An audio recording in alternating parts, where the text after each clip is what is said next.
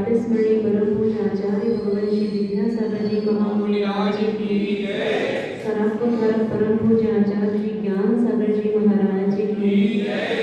परम पूज्य आचार्य श्री समीर सागर जी महाराज की जय। परम पूज्य आचार्य श्री गिरी सागर जी महाराज की जय। अभीष्ट ज्ञानोपयोगी परम पूज्य देवन श्री प्रणव सागर जी महाराज की जय। इन समय विश्व धर्म की जय।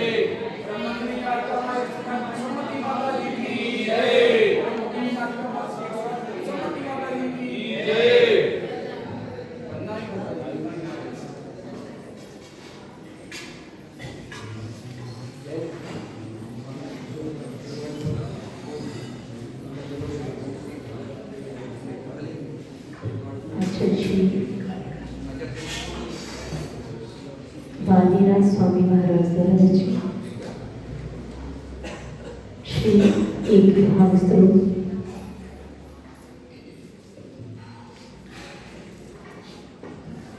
आगे की व्याख्या को अनवरत करते हुए दोनों हाथों को जोड़ते हुए मंत्रचन काय की शुद्धि पूर्वक परिणाम की विशुद्धि के लिए मंगल सुनते हैं। एक ही भाव गति गुमया नास्यं कल्पन्तो घोरं दुःखं भवभवतो दुर्निवारणं करोति तस्यावस्थं तैजिनते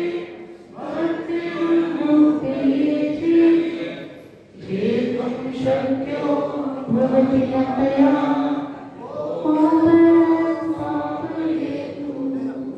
ज्योतिरूपं ज्योतिर्मयं धातुर्यं स्वामेवाहं जीवज्यं तत्तुविद्भाविरूप्या शीतोवासे भवसिजं स्वारिमुद्भासमानस् तस्मिन्नाः कथितमो वस्तुतो वस्तुमीष्टे आनन्दाश्रु स्मृतिजगदनं गदितं चाविचल्पं यस्याएतत् त्वयि दृढमना स्त्रोतमन्त्रयभवन्तं तस्याभ्यस्नादपि जगचिरं दीर्घमन्वितमन्त्रान् विश्वासन्ते विविधविषमं व्यामयाद्रवेहा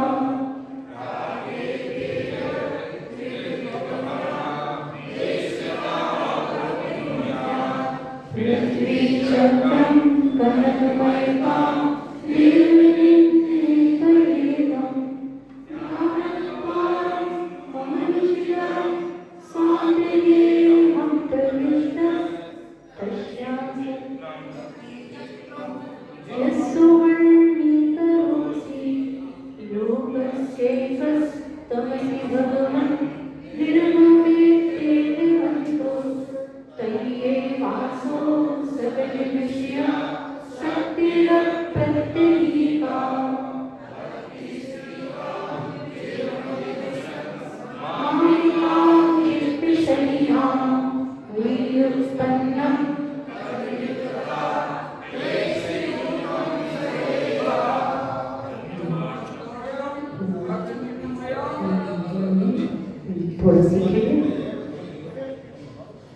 थोड़ा सीखेंगे इसके बाद सुखी से उच्चारण करेंगे।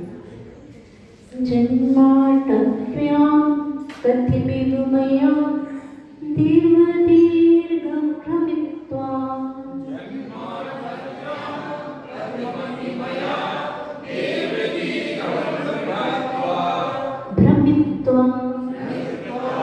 प्राप्तेवेयं तव नैकथा स्फारपीयूषमापि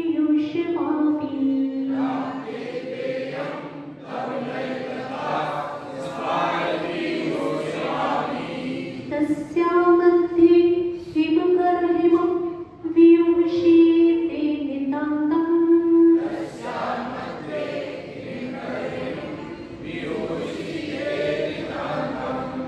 निर्मग्नं मां न जहति कथं दुःखदावोपतापः।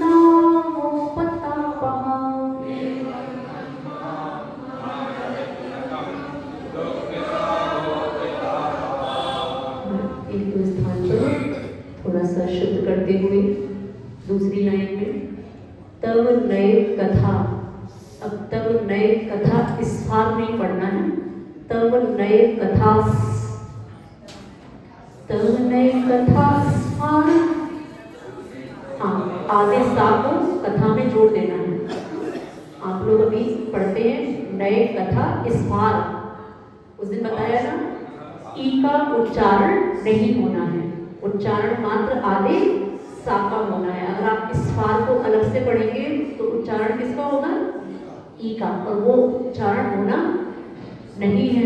तो तब नए कथा फार पीयूष, और तीसरी पंक्ति में हिम के बाद संयुक्त अक्षर है यू, तो वैसे ही पढ़ना है।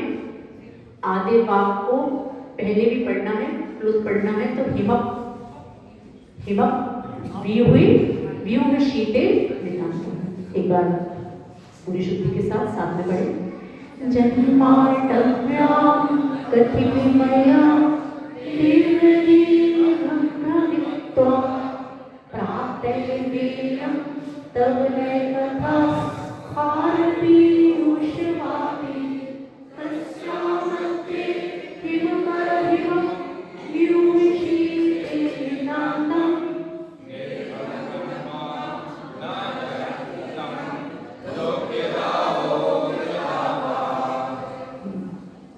सुंदर ये श्लोक है और इसका श्लोक का भावार्थ जिनेंद्र भगवान की द्वादशांग रूपी वाणी की महिमा को बताने वाला है। जिनेंद्र भगवान की वाणी को आचार्यों ने औषधि के समान कहा। आचार्य ने कहा जीर्णमय मोसह मिणम। छोटी छोटी अच्छी अच्छी बातें आप लोग भी याद करना चाहें तो कर सकते हैं। जीर्णमय मोसह मिणम, ज्यादा बड़ा नहीं है। जिनेंद्र भगवान के वचन औषधि के समान है।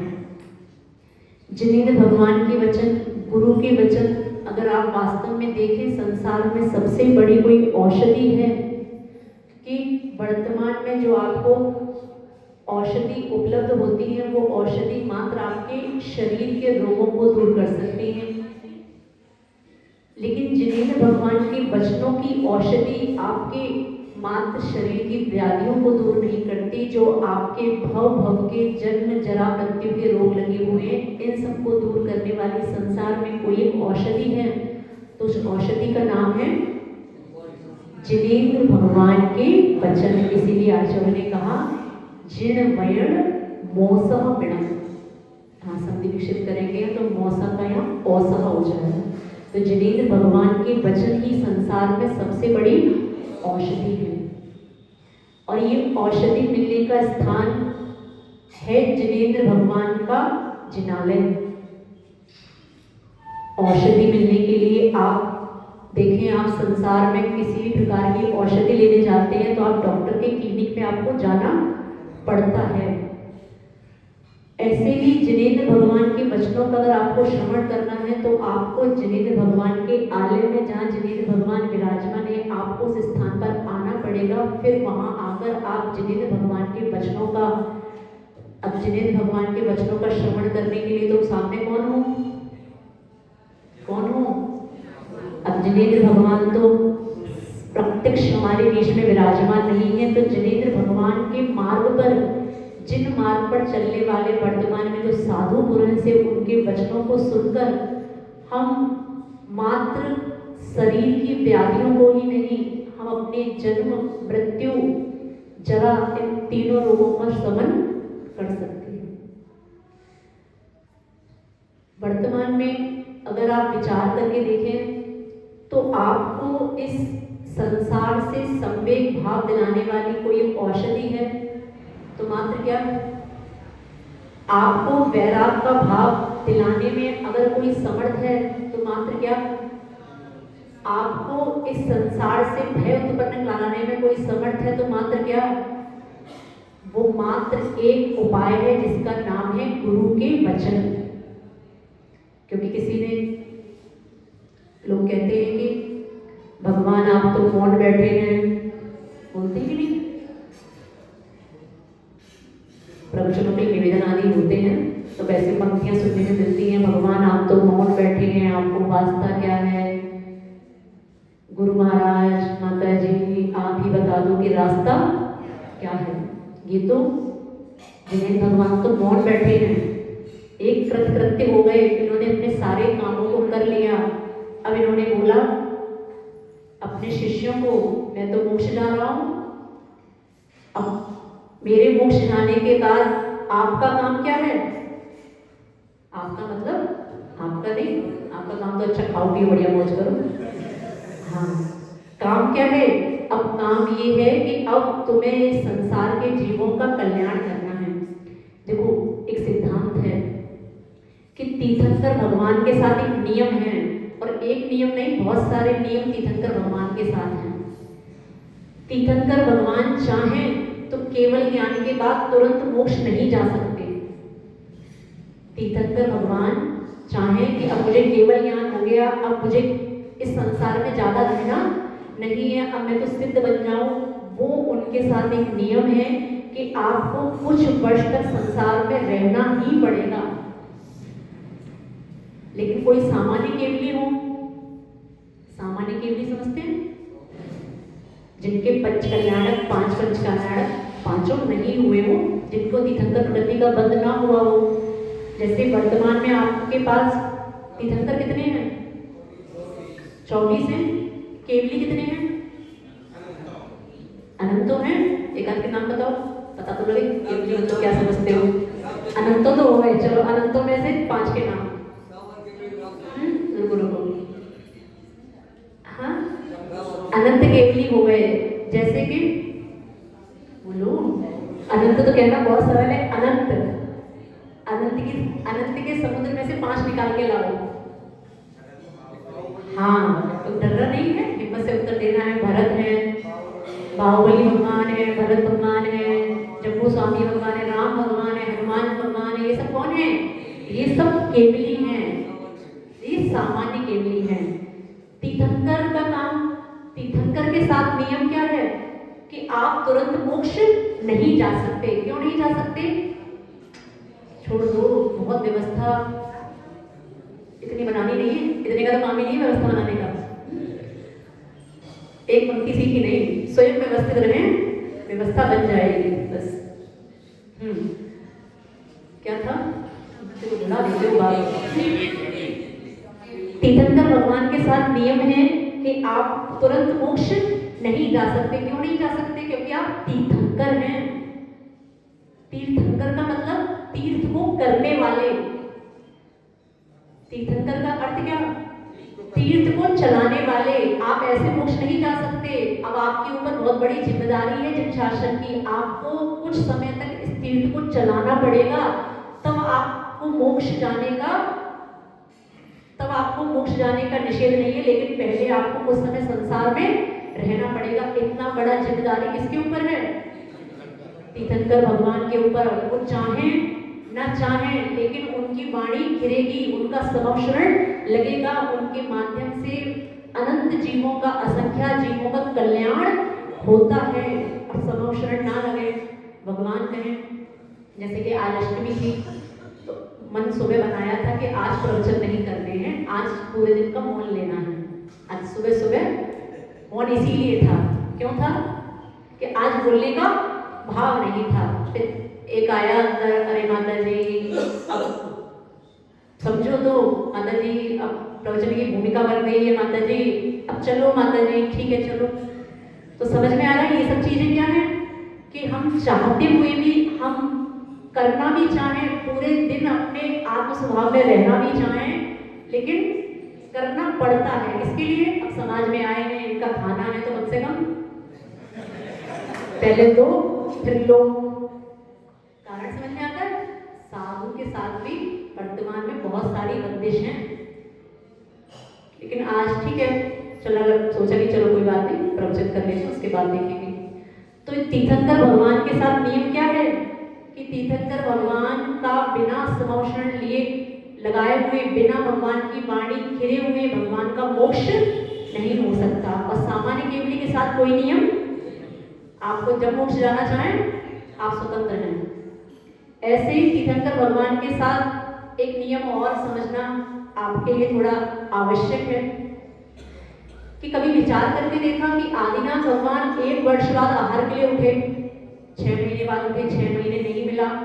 क्या तीर्थंकर भगवान 6 माह नहीं उठे और एक गन्ने का रस पीने के बाद उनके अंदर इतनी ताकत आ गई कि फिर वो इतनी लंबी तपस्या कर पाए? क्या वो एक इक्षु रस के एक पात्र में इतनी शक्ति थी कि आगे की तपस्या उनकी किससे हो रही है? एक गन्ने के रस से। ये आहार उन्हें क्यों लेना पड़ा? क्या उन्हें आहार की आवश्यकता थी? जब 6 महीने भी काम चल रहा था तो 6 साल भी चल जाता, परेशानी क्या थी? लेकिन तीर्थंकर भगवान के साथ ये नियम भी है कि आपको आहार लेना ही पड़ेगा। सामान्य केवली के साथ नियम नहीं है। बाहुबली जी 1 साल खड़े रहे, आहार की आवश्यकता कोई आवश्यकता ही नहीं। आवश्यकता तो अब आप विचार करके देखें, एक तो सामान्य केवली और एक तीर्थंकर केवली। अतिशय किसका आप अधिक कहेंगे? महिमा किसकी अधिक कहेंगे? अरे बोलो तो, इतना डरने वाली क्या बात है? विज्ञान नहीं है इसलिए मजबूती नहीं है बोल रहे हैं। तो तीर्थंकर भगवान के साथ नियम है कि आपको तो आहारचर्या पर उठना ही पड़ेगा, लेकिन सामान्य केवली आप उठें ना उठें कोई परेशानी, क्योंकि तीर्थ चलने वाला किससे है? तीर्थ चलने वाला है तीर्थंकर भगवान से। आज आप आहारचर्या पे नहीं उठेंगे क्योंकि आपके अंदर तो वज्र विषम नारा सहनन है, आपका तो संस्थान उत्कृष्ट है, आपका सहनन उत्कृष्ट है, भगवान आप नहीं उठेंगे। लेकिन आपके बाद आने वाले जो अन्य मुनिराज होंगे, ये अगर आहारचर्या पे उठेंगे तो समाज क्या कहेगा? इनकी चर्या में कुछ, क्या कहते हो? क्योंकि अब पहले वाले तो तीर्थंकर थे, अब भले ही वो उस अवस्था में तो मुनिराज हैं, जब तक आदिनाथ भगवान या अन्य कोई भी तीर्थंकर भगवान आहारचर्या पे उठ रहे हैं, उस समय उनकी दशा कौन सी है? अरे तो तुम है नहीं, उस समय कौन है वो? मुनि हैं, मुनि आदिनाथ हैं। पंचकल्याण अपने आप आहार देते हैं, भगवान आदिनाथ को नहीं देते हैं, है ना? लोग कहते हैं हमने पंचकल्याण में भगवान को आहार दिए थे। भगवान तो आहार लेते ही नहीं। आपने आहार किसको दिए होंगे? आपने आहार दिए होंगे मुनि आदिनाथ को। तो थोड़ा सा इस अपनी शैली में भी आप परिवर्तन ला सकते हैं, बोलते कि नहीं? हमने पंचकल्याण अभी त्याग की बात चली तो माता जी हमारा तो पहले से त्याग है, हमने भगवान को आहार दिए थे। तो भगवान को आहार, भगवान तो आहार लेते ही नहीं माता जी हमने दिए थे। हमने कहा नहीं, सिद्धांत, ये सिद्धांत के विरुद्ध हो जाएगा। नहीं माता जी हमने उन पंचकल्याण में लिए थे, आप मानो तो। हमने कहा मान तो लेंगे, लेकिन आप पहले अपनी बात को सही कहना सीखो कि आपने भगवान को आहार नहीं दिए, आपने तो मुनिराज को आहार दिए। तो हाँ, ऋषभ मुनिराज को, ऋषभ नाम था उनका उस समय, ऋषभ राजकुमार। तो तीर्थंकर भगवान के साथ नियम क्या है कि आपको आहार इसलिए लेना पड़ेगा कि बाद में कोई मुनिराज जो आहारचर्या पे उठेंगे तो उनकी चर्या में कोई व्यक्ति प्रश्न चिन्ह ना लगा सके। आप अगर भगवान आहार लेंगे, मुनिराज अगर आप आहार लेंगे तो आपसे ये तीर्थ चलने वाला है। आप मात्र एक बार आहार ले लें, ज्यादा नहीं, कम से कम इतना, कम से कम एक बार तो आहार ले लें, जिससे ये आगे आने वाली परंपरा मुनिचर्या के आहार की निर्बाध रूप से चलती रहे। इसलिए समझना कि तीर्थंकर भगवान का वाणी घिरना भी आवश्यक है और तीर्थंकर भगवान का आहार लेना भी आवश्यक है, क्योंकि उनका नाम क्या है? तीर्थंकर, जो तीर्थ को चलाने वाले हैं, जो तीर्थ के करने वाले हैं, इसलिए उनका नाम क्या है? तीर्थंकर। और ऐसे तीर्थंकर रूपी घाट आप देखें, अगर आपने कभी आचार्य श्री द्वारा पद्यानुवाद किया हुआ स्वयं स्रोत पढ़ा हो, पढ़ते तो बस वही हो, तो इशारे भी समझ में आने लगे। कभी पढ़ा स्वयंभू स्रोत, जिसका नाम क्या है? दोआ तिथि। कितने लोगों ने पढ़ा? मजबूरी 4-5 फिक्स हैं। दोहा तिथि है। आप जब मंदिर में आके पूजन करते हैं, कल आपको एक बात सिखाई थी। क्या सिखाया था कल? कि मंदिर आके क्या करना सबसे पहले? जिनवाने की सेवा। बेचारे प्रेशर में बहुत है, मान रहे हैं, लेकिन हर प्रश्न का उत्तर कोई नहीं है। हाँ, है ना, हर प्रश्न का उत्तर वही नहीं है।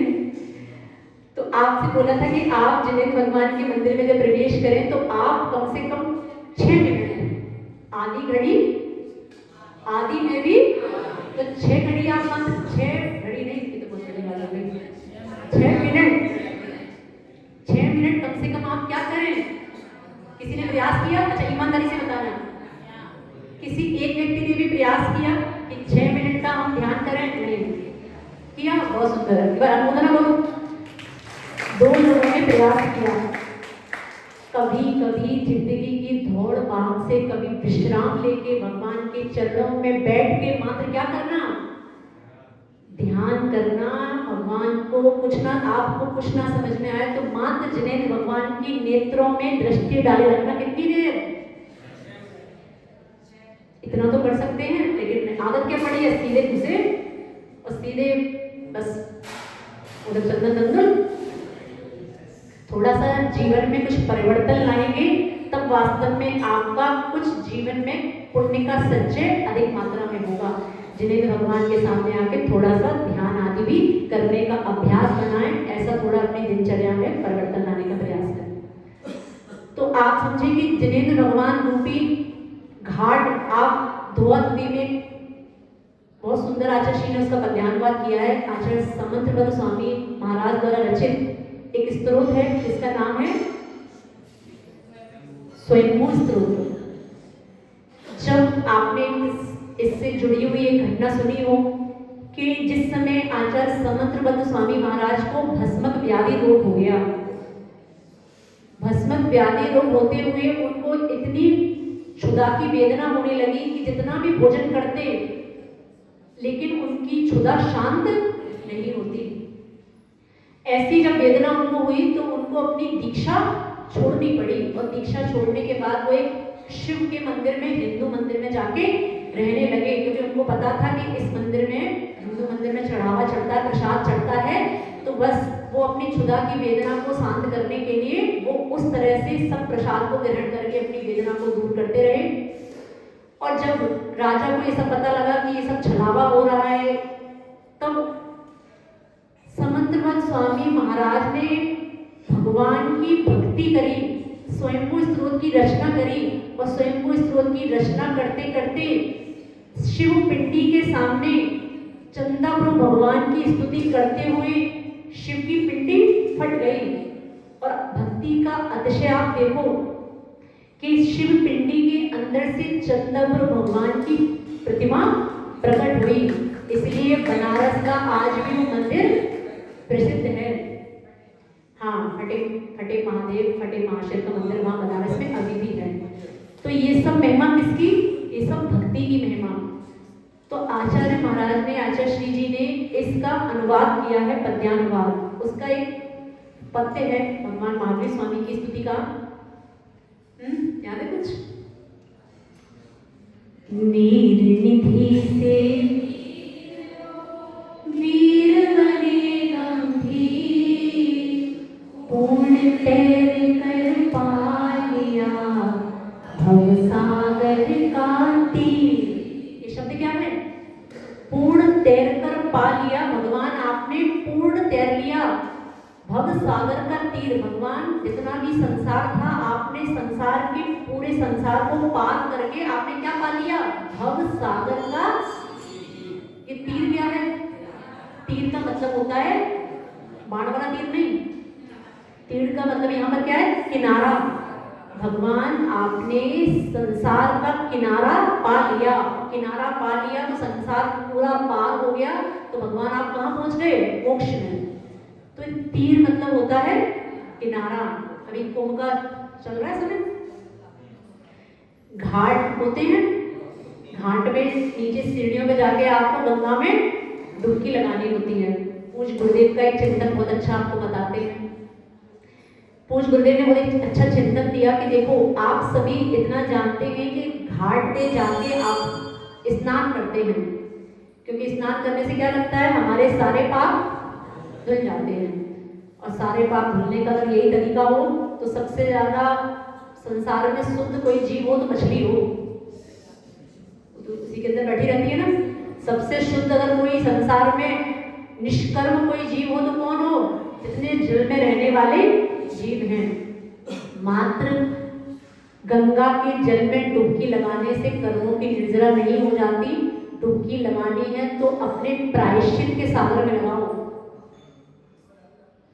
कभी कभी क्या कर लो, भगवान जिंदगी भर में साबुन बताया था, याद है साबुन बताया तो था, ये देखो बताया तो सब था, याद रहे ना रहे वो आपकी परेशानी है, बताया सब था।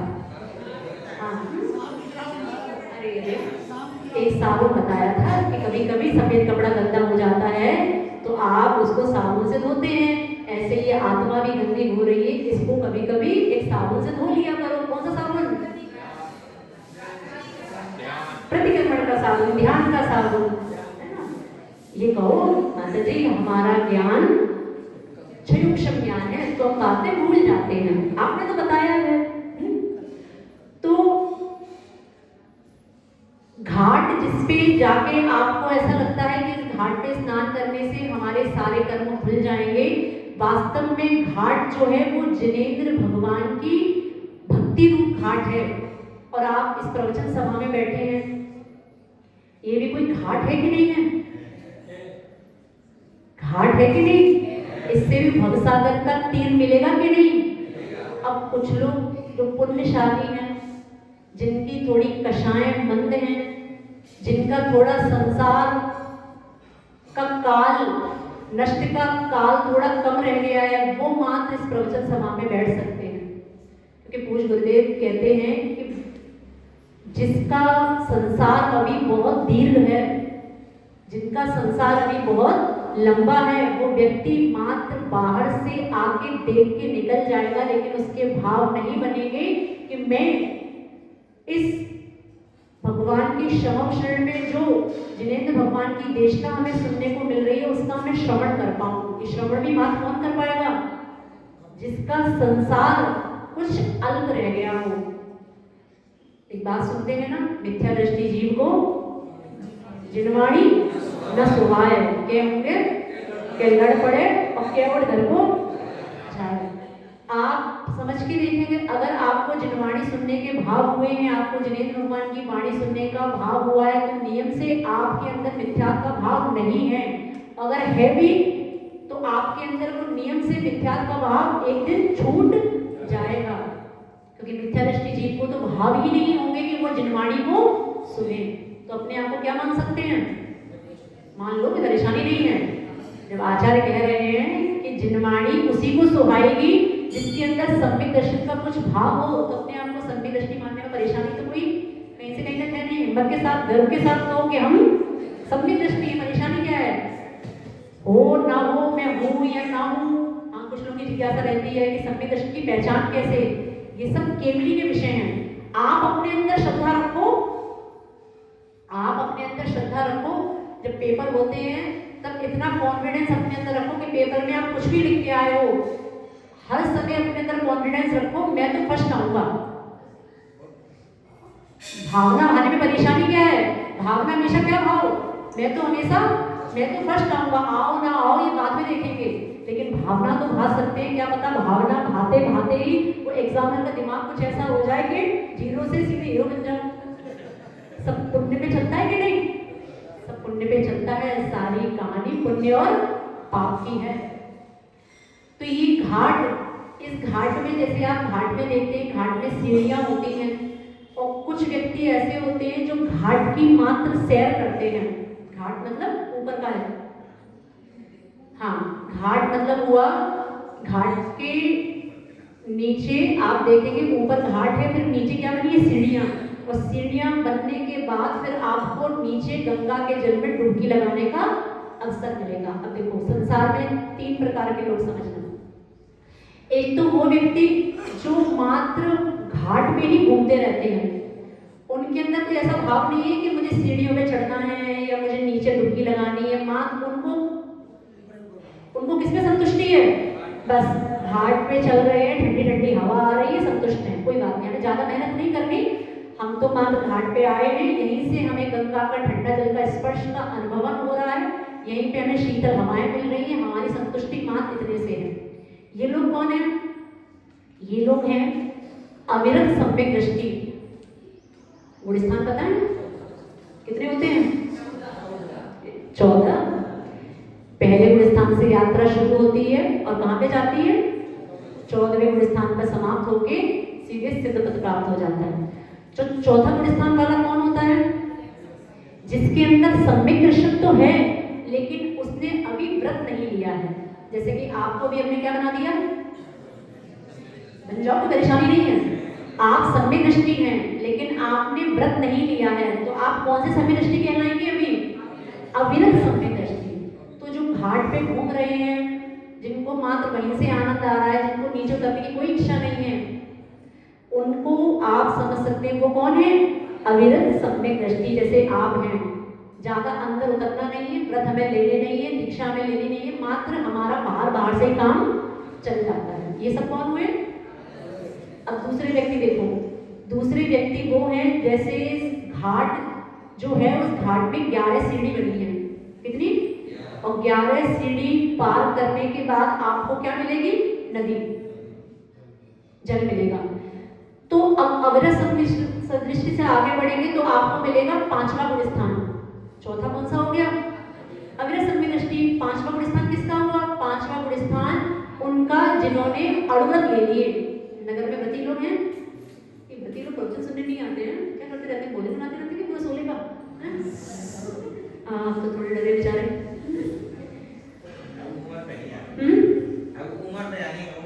अच्छा अच्छा, ठीक है। तो आप समझे कि घाट के बाद सीढ़ियां कितनी हैं? तो प्रतिमाएं कितनी होती हैं? 11 प्रतिमाएं। तो कुछ व्यक्ति ऐसे हैं जो घाट से थोड़ा नीचे उतर के आ गए। कोई पहली सीढ़ी पे बैठा है, किसी का थोड़ा और मन हुआ वो दूसरी पे बैठ गया, किसी का और मन हुआ वो तीसरी पे जाके बैठ गया। जितना जितना आप सीढ़ी के नीचे आते जाओगे उतना उतना आपको गंगा के जल का या किसी भी अन्य जल का आपको ठंडा स्पर्श होने लगेगा। आनंद कब आता है? दूर से या थोड़ा जल के पास आने में।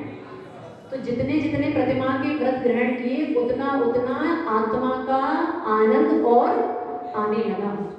कोई 2 प्रतिमा वाले हैं, दूसरी सीढ़ी पे बैठे हैं, कोई 5 प्रतिमा वाले हैं, 5वीं सीढ़ी पे बैठे हैं, और एक होते हैं उत्कृष्ट श्रावक जिनको कहते हैं क्षुल्लक और एलक जी। ये कौन सी प्रतिमा वाले? ये कौन सी सीढ़ी पे बैठे हैं? ये बैठे हैं बिल्कुल अंत वाली सीढ़ी पे, जिनके पैर कहाँ हैं? जल में। अंत सीढ़ी वाले के पैर कहाँ जाएंगे? अब वो आनंद कितने से ले रहे हैं कि बस अभी डूबना नहीं है, अभी डूबने का समय नहीं आया, डुबकी लगाने का समय तो नहीं आया, लेकिन अभी हम पैर अपने उसमें डाले हैं और ठंडे ठंडे जल का आनंद ले रहे हैं। तो आनंद तो आ रहा है लेकिन पूरा नहीं आ रहा, क्योंकि आधा शरीर अपना पैर तो डले हैं लेकिन पूरा ये ऊपर का अभी शरीर छूटा हुआ है, इसलिए आनंद आ रहा है लेकिन अभी आधा आ रहा है। तो ये कौन हो गए? ये सब 5वें गुण स्थान वर्ती श्रावक हो गए। अब और आगे बढ़ो, 4 के बाद 5 आता है, अब 5 के बाद क्या आता है? 6 आता है। तो 6वें गुण स्थान में कौन है? वर्तमान में जितने भी मुनि हैं, साधु परमेष्ठी हैं, आचार्य परमेष्ठी हैं, सब परमेष्ठी जो वर्तमान में आपको प्रत्यक्ष दिख रहे हैं, ये कौन से गुण स्थान वाले? 6वां और 7वां। मुनि दशा में 6वां 7वां का झूला है। तो जिस समय वो सीढ़ियों से उतर के अब उनके अंदर मन आ गया, अब मुझे सीढ़ी पर नहीं बैठना, अब तो मुझे पूरी की पूरी डुबकी लगानी है। तो डुबकी लगाने वाले वो कौन हो गए? वो हो गए मुनिराज। और मुनिराज का 6वां गुण स्थान क्रिया प्रधान होता है, इसमें क्रिया संबंधी। और 7वां गुण स्थान ध्यान का गुण स्थान। और जिस समय इतनी गहरी डुबकी की डुबकी लगाने के बाद देखो आप कुछ व्यक्ति थोड़े समय तक अंदर ही रहते हैं, तो वो गुण स्थान कौन सा हो गया? वो गुण स्थान 7वां हो गया, जिसमें वो व्यक्ति अभी नीचे ही है, अभी ऊपर आने का उसका भाव नहीं है। अभी वो आनंद किसका ले रहा है? मात्र, अभी वो मात्र डुबकी लेके जल में डूबने का ही आनंद ले रहा है। तो वो मुनिराज का कौन सा गुण स्थान हो गया? 7वां। अब अपनी रुचि देख लेना कि मात्र डुबकी लगाने, मात्र हमारी घाट पे तैरने, घाट पे घूमने की रुचि है, या हमारी सीढ़ियों पे बैठने की रुचि है, या हमारी एक डुबकी लेने की रुचि है? कैसी रुचि है? बस माता जी हम तो घाट वाले ही हैं, हम तो घूम घूम के अपना काम चला लेते हैं, ज्यादा मेहनत नहीं करते। कोई बात नहीं। तो पूज्य गुरुदेव का ये चिंतन था, बहुत सुंदर चिंतन। तो मन था कि आपको इस चिंतन से परिचित कराएं। तो जिनेंद्र भगवान का ये जो शासन है, जिनेंद्र भगवान का ये तीर्थ है, इसको एक उस रूप में कहा कि भगवान आपका ये तीर्थ भव सागर से पार कराने वाला है। ऐसे ही एक तीर्थ अपने पास अभी वर्तमान में एक तीर्थ है। कौन सा तीर्थ? भगवान महावीर स्वामी का तीर्थ। क्योंकि आप किसके शासन काल में हैं? आपके पिता कौन है? घर के पिता पिता नहीं है, वास्तव के पिता कोई है तो कौन है? हम सबके पिता भगवान महावीर स्वामी, जिनके शासन काल में आज हम सभी अपना जीवन यापन कर रहे हैं। तो ऐसे वर्तमान महावीर स्वामी के तीर्थ में हम जी रहे हैं। थोड़ा सा श्लोकार्थ समझेंगे। जन्माष्टव्याम कथिमिव मया देव दीर्घम भ्रमित्वा। भगवान ये जन्म से अर्थात यहाँ पे संसार लेना कि भगवान ये संसार को भी अटवी है। क्या है? अटवी समझते हैं? हाँ, भयानक जंगल। भगवान ये मुझे, मैं किसमें फंसा हूँ? मैं संसार रूपी अटवी में रह रहा हूँ। कथम इव मया देव दीर्घम भ्रमित्वा। हे देव, हे जिनेंद्र भगवान, मैं इस अटवी में घूम के मुझे कितना समय हो गया? भ्रमित्वा, भ्रमित्वा मतलब भ्रमण करते हुए, दीर्घम। भगवान इस अटवी में, संसार रूपी अटवी में भ्रमित्वा, भ्रमण करते हुए मुझे लंबा समय बीत गया है भगवान।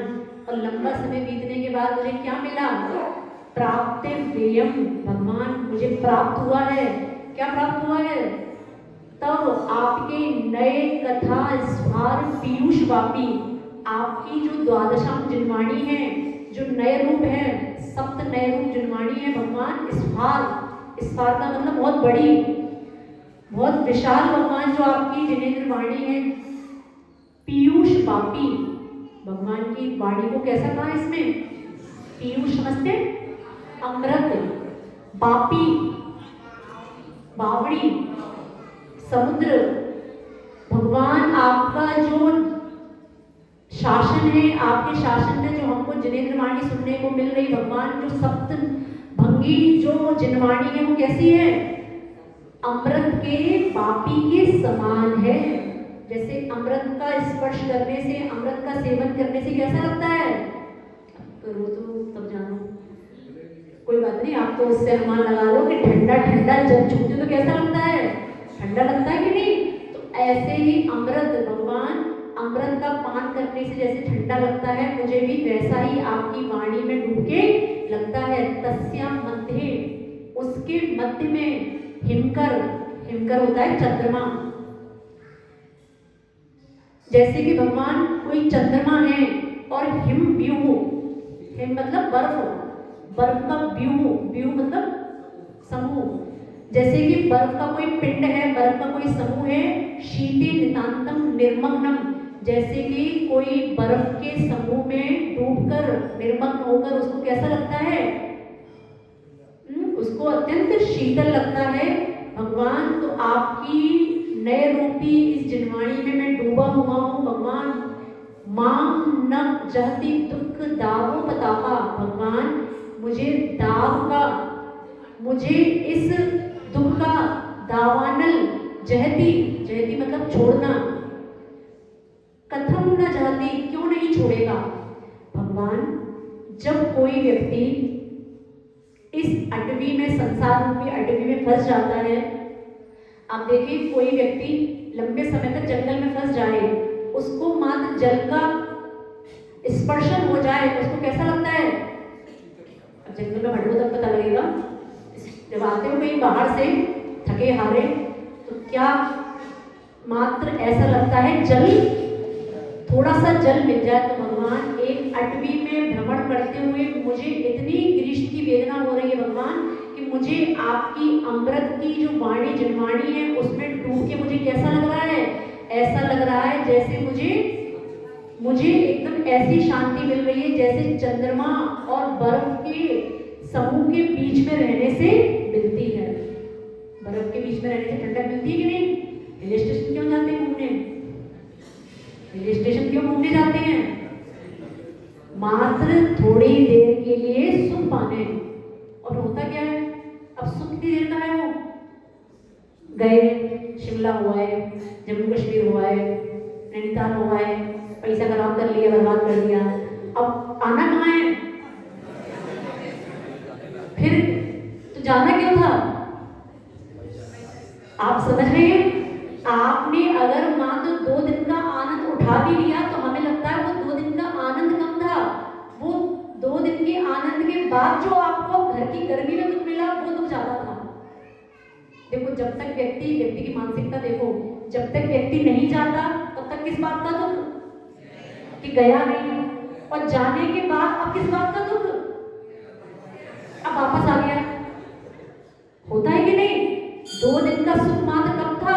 जब तक हम उस क्षेत्र में थे, और हमें लगता है उस क्षेत्र में भी रहने का भी सुख इसलिए नहीं क्योंकि आपको हर समय लगता है अरे एक दिन निकल गया कल तो वापस, तो ना घर में सुखी रह पाए, ना वहां जाके सुखी रह पाए, और ना वहां से आने के बाद सुखी रह पाए।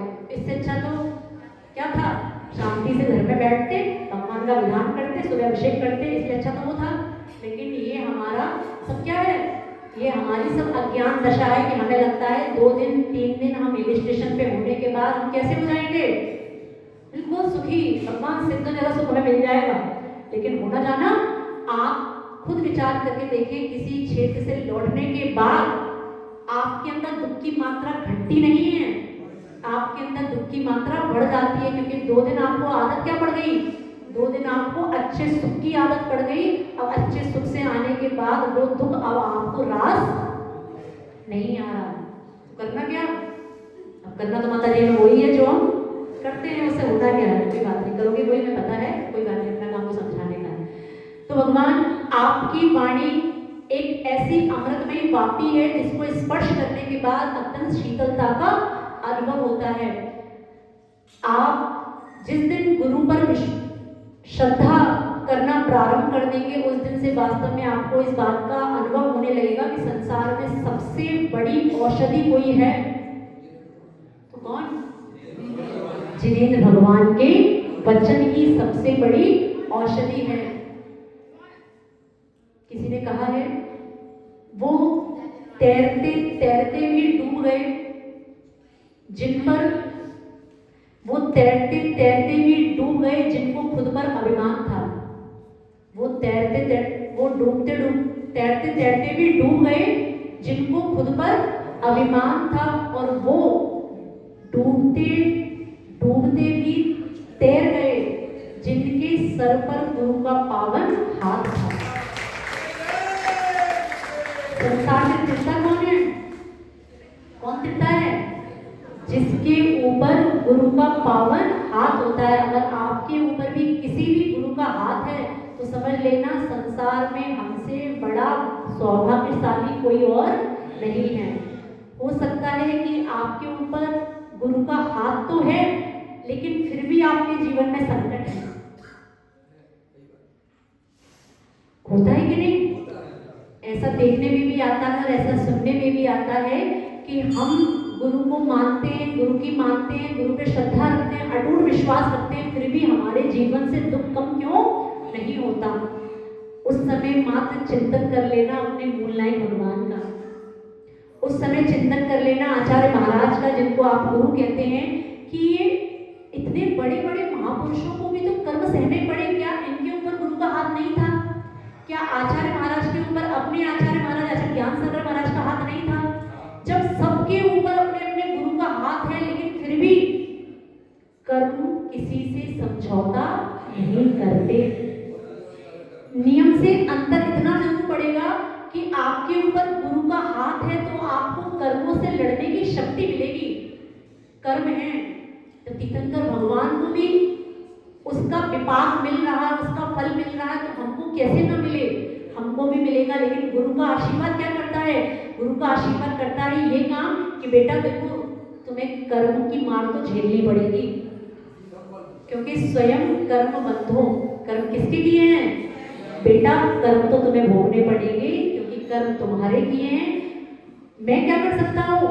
मैं तुम्हें इतना संबल प्रदान कर सकता हूँ, मैं तुम्हें इतना मजबूत बना सकता हूँ कि उस आशीर्वाद के प्रभाव से बेटा तुम सभी कर्मों को सहने में समर्थ रहो, तुम उन कर्मों से डरना नहीं।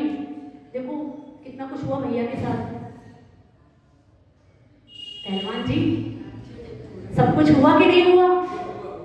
गुरु पे श्रद्धा करनी छोड़ दी क्या? क्यों नहीं छोड़ी? क्योंकि वो जानते हैं ये सब कुछ किस वजह से हो रहा है, ये सब कुछ हमारा ही कर्मों का किया हुआ फल है। हाँ, आज मेरे ऊपर गुरु का आशीर्वाद नहीं होता तो हो सकता था मैं टूट जाता, हो सकता था कि मैं आज जिनेंद्र भगवान के आलय में बैठने की बजाय, मैं प्रवचन सुनने की बजाय मैं आज घर में रजाई में सो रहा होता, ये सोच के कि कुछ नहीं होता, कुछ नहीं होता, साधु संगति से कुछ नहीं होता, मंदिर में जाने से कुछ नहीं होता। लेकिन ये अपना सम्यक ज्ञान है कि नहीं है? आज अपना सम्यक ज्ञान अपन को जिन धर्म सभा में बिठाए हुए है, आज अपना ही ये सम्यक ज्ञान है जो आपको जिनेंद्र भगवान के गुरु के चरणों से जोड़े हुए हैं कि सब कुछ सहते हुए भी आपकी श्रद्धा जिनेंद्र भगवान से नहीं हट रही। क्यों नहीं हट रही? क्योंकि आप जानते हैं इस सत्य को कि अपने अपने कर्मों का फल आपने इस भव में तो अच्छा किया, आप इस भव में अच्छा कर रहे हैं, लेकिन पूर्व भव में आपने जो किया उसका भोग भोगेगा। कुछ लोग कहते हैं माता जी बताया था ना, हमने कभी किसी का हमने चींटी नहीं मारी, फिर हमारे साथ ऐसा क्यों, हमारे बच्चे का निधन क्यों हुआ, हमारे साथ बार बार दुर्घटना क्यों हो रही है? वो इसलिए हो रही है क्योंकि अपने अपने कर्म, आपके किए कर्म है। आप इस भव में सब अच्छा कर रहे हैं, लेकिन पूर्व भव का किसने देखा कि आप पूर्व भव में कैसे कर्म मान के आए थे, और कर्म अपना उदय उस समय नहीं आ पाया, कर्म का फल उस समय नहीं आ पाया, तो कर्म का फल कब मिल रहा है? कर्म है, एक बार बंध गए सो बंध गए, अब डिस्काउंट नहीं, अब कोई छूट नहीं। आपको कर्मों का फल उस समय नहीं मिल पाया, तो ये कर्म बंधे हुए आपको अगले भव में फल देंगे। अब अगले भव में जो आप अच्छा कर रहे हैं हमें वो तो दिख रहा है, लेकिन पूर्व भव में जो बुरा करके आए हैं वो तो हमें दिखता। तो कभी भी जिनेंद्र भगवान पे श्रद्धा हटाना तो फिर ऐसे हो गया कि अपने पैर पे ही आपने कुल्हाड़ी मार ली। पहले से ही कर्मों के भार से दबे थे, जिनेंद्र भगवान ने श्रद्धा हटा ली, कर्मों का भार और बढ़ा लिया। तो ऐसी ना समझी नहीं करना। आजकल के बेटे बेटियां कहते हैं, इतने लोगों से सुन चुके हैं कि हमारे पिताजी, हमारे दादाजी, हमारी दादी, हमारी मम्मी इतना धर्म करती है, इतना धर्म करती है, फिर भी ऐसा होता है। ऐसा इसलिए होता है बेटा, क्या समझाना? बोलो बेटा, ऐसा इसलिए हो रहा है कि आपको मम्मी का, पापा का अभी का तो अच्छा दिख रहा है बेटा। ये मम्मी और पापा पिछले भव में बेटा जो जितने कर्म मान के आए हैं वो किसको भोगने हैं? थोड़ा ज्ञान, सब में ज्ञान करना है कि नहीं? एक ही भाव स्रोत के माध्यम से, इस अतिशयकारी स्रोत के माध्यम से अपने ज्ञान को भी अतिशयकारी कर लो कि हमें किसी भी रूप में जिनेंद्र भगवान पे दोष नहीं देना है, क्योंकि जिनेंद्र भगवान के वचन कैसे हैं? औषधि। औषधि आपके रोग को बढ़ाती नहीं है, औषधि नियम से आपके रोगों को घटाती है। लेकिन उस औषधि का सेवन करने के लिए शर्त एक है, उस औषधि पे आपको श्रद्धा होनी चाहिए। जिनेंद्र भगवान पे श्रद्धा करो, गुरु पे श्रद्धा करो। ये इतने निर्दयी नहीं है, ये इतने कठोर नहीं है कि आपके साथ, आपके किसी भी परिवारजन के साथ कुछ गलत कर सके। भगवान कभी किसी का ना अच्छा करते ना बुरा करते, या स्वयं कर्म बंधो। दिन में 3 बार बोल लिया करो, क्या अनादिकाल बोलने से कुछ नहीं होगा? बोलना है तो क्या बोल लो? बोलना है तो ये बोलो कि या स्वयं कर्म बंधो, भगवान जितना मुझे मिल रहा है किसके कारण मिल रहा है?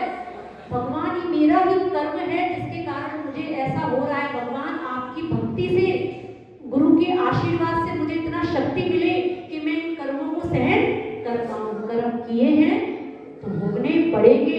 जब पार्षद भगवान को भोगने पड़े तो आपकी क्या हिसाब है? आचार्य महाराज को भोगने पड़े। कोई भी रोग हमें लगता है ऐसा नहीं है जो आचार्य श्री जी को ना हुआ हो। सब प्रकार के रोग हो गए, छोटे छोटे रोगों से लेके मलेरिया से लेके हर्पीस से लेके पीलिया, बड़ा पीलिया, पीला पीलिया, सब प्रकार के रोग किसको हो गए?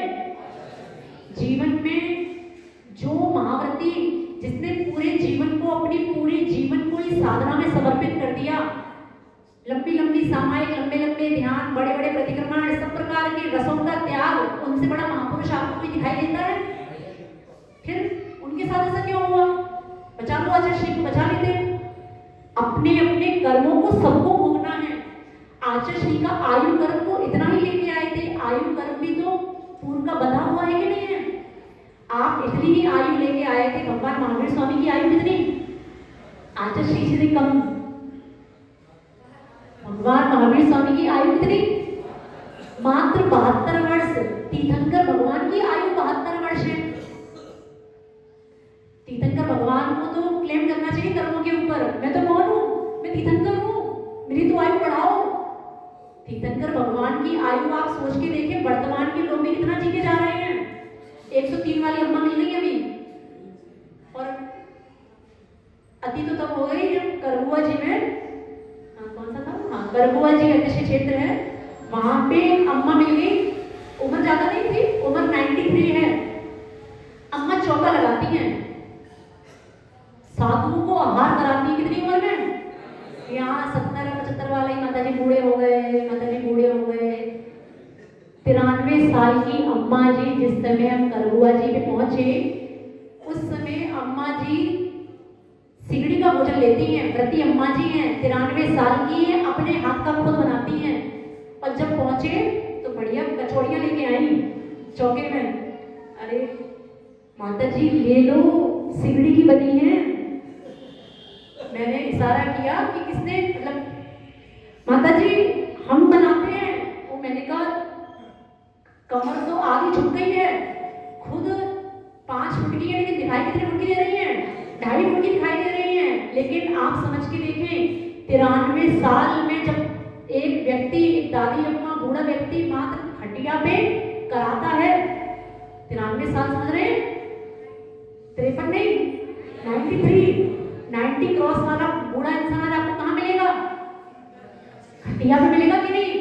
अम्मा सुबह उठ के अपने सारे आवश्यक पूरे करके, क्योंकि व्रती हैं, प्रतिक्रमण भी करती हैं, सामायिक भी करती हैं, मंदिर में विधान करती हैं। विधान करने के बाद उन्हें जो भी अपनी चर्या में, भोजन संबंधी चर्या में जो बनाना है, और नगर में अगर साधु विराजमान है तो पहले साधु को आहार देके आती हैं, उसके बाद आहार देने के बाद अपना भोजन करती हैं। ये कहलाता है क्या? आत्मशक्ति। जब तक हमारे अंदर आत्मशक्ति है, दिल पापर हमारी इतनी मजबूत है कि उम्र मैटर नहीं करती। आप कितने उम्र के हैं? वो कहते हैं, उनसे पूछो अम्मा कैसे चल रही है, तो बोलती हैं बस प्रभु के और गुरु के आशीर्वाद से। उनके 2 ही शब्द हैं, अम्मा ये कैसे चल रही 93 में? बस प्रभु का आशीर्वाद है। और किसका आशीर्वाद है? प्रभु का और गुरु का आशीर्वाद है। तो प्रभु और गुरु का आशीर्वाद तब फलित होता है जब अपनी थोड़ी श्रद्धा भी प्रभु पे और गुरु पे बनी हो। पढ़ने की रुचि इतनी गजब की कि उस समय थे हम लोग, पिछले शीत की बात है, तो एक जिस विषय का स्वाध्याय चल रहा था, ये 24 ठाणा उस समय भी चल रहा था, तो उन्होंने अम्मा जी अपने नोट्स लेके आई और दोपहर में आई। उस समय दीदी भी थी संघ में, बड़ी दीदियां थी संघ में। तो हम सुबह नहीं पढ़ पाते, सुबह हमें समय नहीं मिलता, आप लोग हमें आधा घंटा अभी पढ़ा दो। कितनी उम्र में? 93 साल की उम्र में पढ़ना भी है, और ऐसे वैसे नहीं पढ़ना है, नोट्स बना के पढ़ना है। ये सब बातें सुनने से कुछ नहीं होगा, थोड़ा सीखने से कुछ होगा। कि 93 साल की अम्मा के अंदर इतना भाव है कि साधु को आहार भी कराना है और हमें अपना स्वाध्याय भी करना है। ऐसे जब लोगों को देखते हैं तो मन प्रसन्न हो जाता है कि वास्तव में अभी भी ऐसे भव्य जीव संसार में है। और अभी भगवान महावीर स्वामी का शासन 18,500 वर्ष और चलना है। पंचम काल कितने वर्ष का है? 21,000 वर्ष का है। अभी भगवान को मोक्ष है कितने वर्ष हुए? 2551 हो गए। अभी 18,500 वर्ष धर्म और चलना है। और ऐसे ही भव्य जीव संसार में रहेंगे तो धर्म बहुत अच्छे से साधु की चर्या को पालने में ऐसे ही श्रावक जिनके अंदर इतनी उम्र होने के बाद भी किसी प्रकार का धर्म का भाव समाप्त नहीं होता। तो मात्र क्या करना, जिनेंद्र भगवान की जो ये अमृत रूपी वापी है उसमें डुबकी लगाते रहना, तब कल्याण होगा। गंगा के जल में डुबकी लगाने से शरीर तो धुल सकता है, लेकिन आपकी आत्मा के कर्म, आपकी आत्मा का मैल धुलेगा तो मात्र कहाँ धुलेगा? कहाँ धुलेगा? वो मात्र जिनेंद्र भगवान की वाणी का श्रवण करके ही धुलेगा। भगवान महावीर के, भगवान आदिनाथ स्वामी के संरक्षण में भगवान महावीर स्वामी थे कि नहीं? कैसे थे? अपना ही पोता, भगवान आदिनाथ स्वामी का पोता मारीची है। अपना ही घर का पोता, अपना ही घर का जीव अपने दादाजी पर विश्वास नहीं कर रहा। वो दादाजी नहीं है, अब वो कौन है? प्रथम तीर्थंकर श्री ऋषभनाथ भगवान है, उनका संरक्षण लगाए, वाणी खेल रही है। और मरीची का जीव उनका ही पोता बाहर जाके क्या बोल रहा है? देखो अच्छा बढ़िया सिंहासन लगा रखा है और बढ़िया ठाटेबार जमा रखा है और बढ़िया समस्या में बैठे हैं, सब मिथ्या तो है। अपना ही पोता क्या कह रहा है? विश्वास ने तो भगवान लगा, आप तो भगवान ने कह दिया तो ये तो पानी तो होना नहीं है। हाँ, लेकिन उस समय जिस समय भगवान का संरक्षण का वर्णन आता है तो उस समय मारीच क्या कह रहा है? देखो अपने ही घर के बेटे को गड़धर बना दिया। भगवान भाभी उनका आदिनाथ भगवान का गड़धर कौन? कुछ पता है कि नहीं? गौतम स्वामी। अच्छा, भगवान महावीर भगवान की जय। ऋषभनाथ भगवान के प्रथम गड़धर कौन? पता है कि नहीं? भगवान महावीर स्वामी को सब पता है। भगवान आदिनाथ की चिंता कौन करेगा? माता जी उनकी आप ही कर लो, आप ही करें सब। भगवान ऋषभनाथ तीर्थंकर के प्रथम गड़धर स्वामी ऋषभ सेन उनका ही पुत्र। तो मारीची क्या कह रहा है? अपने घर के बेटे को गड़धर बना दिया। और प्रथम आरेगा कौन है? ब्राह्मी। और देखो अपने घर के सब पद जितने हैं सब अपने घर को दे दिए। कौन कौन से पद मिल रहे? भगवान आदिनाथ के घर वालों को गड़धर कौन बन गए? उन्हीं का बेटा गड़धर बन गया। और प्रथम चक्रवर्ती कौन? उनका ही बेटा प्रथम चक्रवर्ती बन गया। प्रथम कामदेव कौन? बाहुबली, उन्हीं का बेटा। सब पद कहां बढ़ गए? ये कौन कह रहा है? ये मारीची कह रहे हैं। ये मारीची का जीव कह रहा है देखो कुछ नहीं है, सब फालतू का बिठा रखा है ड्रामा। अपने घर वालों को सब अपने ही घर में सब पद बांट दिए। कुछ नहीं होते भगवान, इनको कुछ नहीं है। अपने ही दादा है, अपने ही घर का जीव तीर्थंकर है, लेकिन विश्वास नहीं हो रहा क्योंकि अंदर भी क्या बैठा है? अंदर भी मिथ्यात्व की जड़ें इतनी गहरी हैं कि सब कुछ देखते हुए भी सब कुछ कैसा लग रहा है? सब मिथ्यात्व लग रहा है। लेकिन वो जीव अभव्य नहीं है, वो जीव भव्य है। भले ही उस समय उसको कुछ समझ में नहीं आ रहा, लेकिन वो जीव आगे जाके क्या बनने वाला है? वो ही जीव। आधे लोगों को पता ही नहीं कि हो क्या रहा है ये सब। हाँ, माता जी क्या कहना चाह रहे हैं कि आदिनाथ भगवान के समक्ष में भगवान महावीर स्वामी बैठे हैं। वो ही मारीची का जीव अपना ही पोता आगे जाके 24वीं अंतिम 24वीं में अंतिम तीर्थंकर बन गए। 24वीं के अंतिम तीर्थंकर भगवान महावीर स्वामी बन गए। कौन? वो ही मारीची का जीव।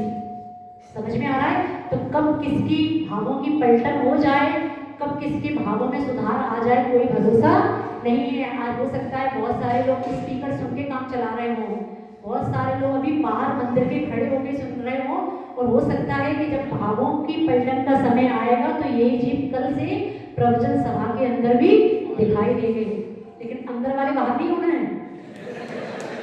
हाँ, बाहर वाले अंदर हो जाएं, लेकिन यहाँ वालों को बाहर नहीं होना है। भावों की पलटन मात्र कहानी करनी है कि भगवान बाहर वाले अंदर आ जाए, क्योंकि अभी जितने व्यक्ति दिखाई दे रहे हैं सभा में, मुझे ऐसा लगता है अभी आपकी कॉलोनी में मात्र इतनी संख्या नहीं है।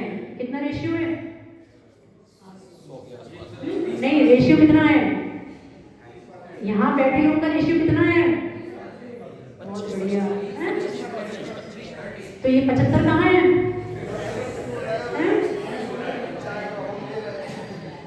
आचार्य कुंकुम स्वामी महाराज ने 2 प्रकार के जीव कहे, पुण्य जीव और पाप जीव। जिनको जिनेंद्र भगवान की देशना सुनने में रुचि है, जो जिनेंद्र भगवान के शरण में बैठ के, गुरु के शरण में बैठ के माँ जिनवाणी सुनते हैं, वो पुण्य जीव हैं। और जो जीव अभी सोच रहे होंगे अरे 1 घंटे का प्रवचन है, इससे अच्छा तो बाहर बैठ के गर्म चाय पीते हैं, वो जीव कौन है अभी? और हो सकता है वो सभी आप ही के घर के अभी जीव हैं। तो ये जीव कौन है? ये जीव पाप जीव हैं। तो आप सभी पुण्य जीव बने, आप सभी का ज्ञान सम्यक ज्ञान बने,